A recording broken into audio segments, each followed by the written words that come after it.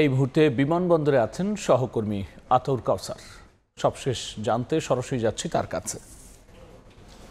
গতকাল দুপুর 2টার পরে আগুন লাগার ঘটনায় এখন পর্যন্ত 31 ঘন্টা অতিক্রান্ত হয়েছে এবং এখনও আমার পেছনে যে ভবনটিতে আগুনের সূত্রপাত ঘটেছিল সেই ভবনটি থেকে ধোঁয়া উঠতে দেখা যাচ্ছে। অর্থাৎ এখনও ভেতরে হালকা পাতলা কিছু না কিছু তাপ রয়েছে এবং ফায়ার সার্ভিস এখনও কাজ করছেন, যদিও তারা আমাদের জানিয়েছেন যে আগুন নির্বাপিত হয়েছে এবং এই তথ্যটি তারা আমাদের জানিয়েছেন বিকেল 5টার কিছু আগে।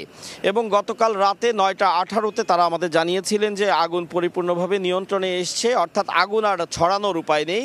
আগুন তখন পর্যন্ত কিছু কিছু জায়গায় জ্বলছিল। তাদের ভাষ্য মতে আগুনটিকে তারা ঘিরে ফেলেছেন, যে কোনো মুহূর্তে তারা আগুন পুরোপুরি নিভিয়ে ফেলবেন। তো এই আগুন পুরোপুরি নিভিয়ে ফেলা এবং ভেতরে এখনও কোথাও লুকোনো অবস্থায় কোথাও আগুন আছে কিনা সে সব কিছু দেখে সব নিশ্চিত হয়েই পরবর্তীতে তারা বিকেল 5টার কিছু আগে জানান যে আগুন পুরোপুরিভাবে নির্বাপন হয়েছে।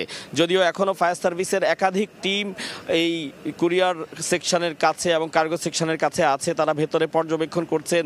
আমরা বেশ কিছু ছবি তাদের মাধ্যমে আমরা পেয়েছি, যে ছবিগুলোতে দেখা গিয়েছিল যে আসলে ভেতরে কি ধরনের স্থাপনা ছিল।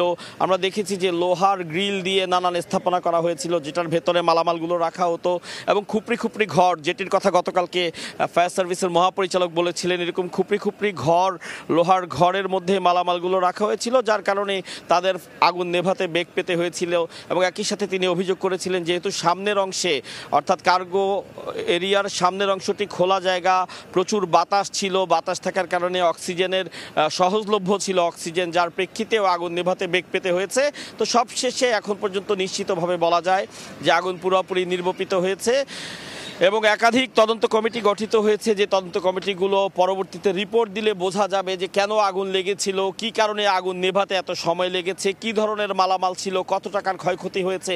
এ ধরনের প্রত্যেকটি বিষয় আসলে তদন্ত কমিটির রিপোর্ট দেওয়ার পরে দেখা যাবে এবং তখনই বিষয়গুলো নিশ্চিত হওয়া যাবে। তো এই ছিল শাহজালাল আন্তর্জাতিক বিমানবন্দরের কার্গো ভিলেজে যে ভয়াবহ আগুন ঘটেছে, আগুনের সূত্রপাত হয়েছিল, সে আগুনের এবং আগুন নেভানোর পরের সর্বশেষ তথ্য আমার কাছে।